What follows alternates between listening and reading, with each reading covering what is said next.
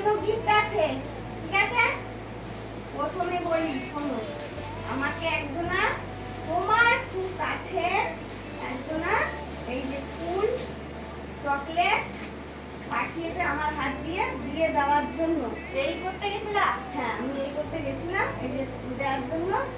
কেন পয়লা জুলাই, আগের বছর জুলাই মাসটা তোমার খারাপ হচ্ছে না, হাতের মধ্যে রেখে দিচ্ছে। হ্যাঁ তাই তো, জুলাই মাসটা খারাপ করতে দিইনি, চেষ্টা করব এই বছরও আমরা সবাই তোমার জুলাই মাসটা যাতে ভালো হয় সেটার জন্য। তুমি খুশি? এবার তোমরা সবাই বলো যে গেস করো কে দিয়েছে।